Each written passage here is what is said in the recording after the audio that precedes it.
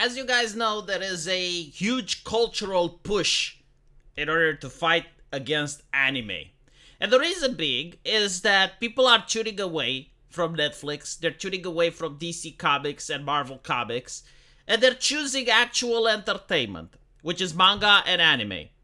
And people from the West are very concerned. I mean, Walt Disney is probably very concerned about this. So you're going to see the attack dogs, which is mostly the mainstream media, as well as some people on Twitter, which is trying to shame the anime companies in order to convince them to start doing what Sony and Capcom did, to hire diversity officers, to hire translators and locators that would further understand what the Western man truly needs. And Vice was part of the slandering. Vice was definitely doing the spearhead last year.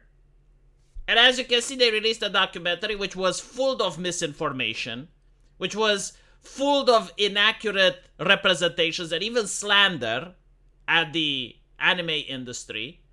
And you can tell this is the case because the comments had disabilities. Like, they were literally afraid of the peasantry. They were afraid that people would actually watch the documentary and call them out on their bullshit. Anyone who has watched the documentary knows how disingenuous it is. It would kind of be like if I were to make a documentary saying that Americans enjoy seeing children getting butchered. And then I would show you clips from American media, which would be with Freddy Krueger, with Jason Voorhees, with Texas Chainsaw Massacre. You know, like every single slasher film that's made in the United States, and it has teenagers in it, I would then say that is the norm. And all American films, right, I would try to imply that most of the American films are like that. And then I would show you statistics. I would show you crime statistics. And I would try to tie that. I would try to tie the movies to the crime statistics. This is what Vice did with manga, by the way, right? Like they have said, first of all, they misinterpret what the CP law is in Japan. They misinterpret what the CP law is in the United States. They then draw the parallel and they say that all manga is lolicon. They heavily imply it. And again, the comments are disabled because they don't want people to point that out. I mean, it is what it is, right? It's a hit piece. That's not the surprising thing. The surprising thing is that now it was nominated for an Emmy. Which basically means that this is what the people within the industry cherish and love. This is not a prize that is nominated because the public thinks it's a good interview. This is not because, I mean, they're not even concerned what the peasantry thinks. Okay, the peasantry is there to listen. They view the reader as a child. As a child, which if he opens his mouth, he's a danger to himself and others. So it's good if children just shut the fuck up and listen. Right? Vice is preaching. And on top of that, you get to see how corrupt the Emmys are. There is no way that a documentary which is filled with lies, misinformation, and all of this nonsense that they are even afraid that the public will point out, there is no way that it should get an Emmy. In my opinion, every single documentary that is on the internet and doesn't have comment sections allowed shouldn't even be considered for an Emmy. It's like they're doing, like, if a movie doesn't have, like, the percentage of minorities in it, they don't consider it for an Oscar. I think it should be the same applied for a documentary. This is literally how university should function, by the way. Like you have a paper or a thesis, you have something to say, you present it to the public, and then the public tries to chip away at it with arguments. And if you can't defend your thesis, then your thesis is shit. Go back home, rewrite it, and come back. If you can't defend it, then it's a good thesis. That's how critical thinking works. There is nothing critical thinking about here. Like, this is absolute garbage. It's in your face. It shows how corrupt the Emmys are. And by the way, every single institution that is run by human beings becomes corrupt over time. Corruption means that you have people that have various agendas. They have different interests than what the institution is supposed to do. So in this case, the institution is supposed to reward good journalism. They're not rewarding good journalism. They're rewarding people on their name. They're being nepotistic. They're promoting people who they believe are either serving the agenda or maybe they're well connected and in exchange they expect to gain favors. This is how it works, all right? There is no way that you can make me believe that this was given on merit when the video itself was massively downvoted.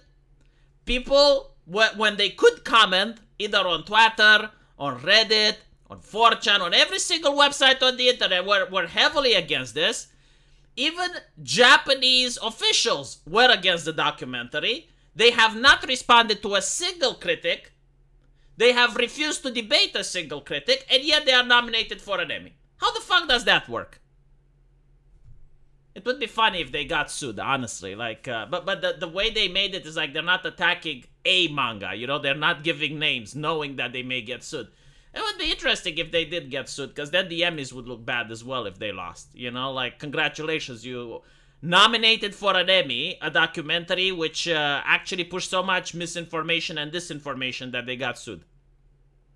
But no, like, this is all part of the plan, right? And the plan right now is to shame anime, is to shame manga. And it's interesting because there are elements of the right wing that are trying to shame manga as well. I have seen people on Twitter literally suggesting that any anime girl, regardless of her age, looks like a child. The only way they do this, like, they cannot be this mentally deficient. The only way the only reason that they do something like this is because they want to associate anime with CP, so that it creates the illusion into the mind of the normies who don't watch anime that any person who does watch anime must be a pervert. As such, they need to watch Netflix, right? Like, they need to watch the good channel. They need to watch Disney.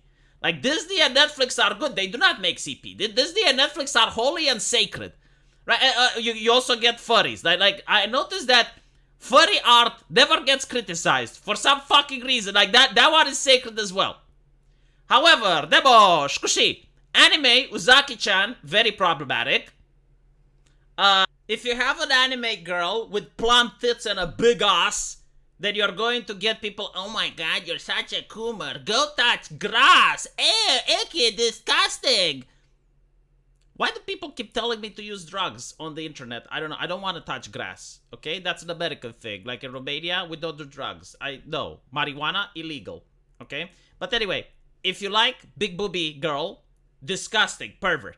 If the anime girl doesn't have big boobs, oh my god, it's a lolly! Oh, you're an evil pedophile. Like, even if she's like clearly of age, if she's drawn without boobs, oh, that it's a child. Okay, so you can't have it either way. The only way to have it is if you get the anime girl, put cellulitis on her, give her wrinkles, and make her have white hair, or maybe make her extra plump for that Californian gentleman, you know, because the Californian man or the Californian think-alike likes their women extra, like super plus, like unless when she enters the room she causes an earthquake, she's not progressive enough. And when you do that, then it's fine. But again, like, the war is on aesthetics. Like, it is absolutely clear what's going on, you know? Like, Disney and Netflix can't compete with that shit, so they have to shame and ridicule to try to convince people to distance away. I cannot be shamed, by the way. I will never touch grass. I would rather touch waifu. Let me know what you guys think, and I will see you in the comment section. Take care.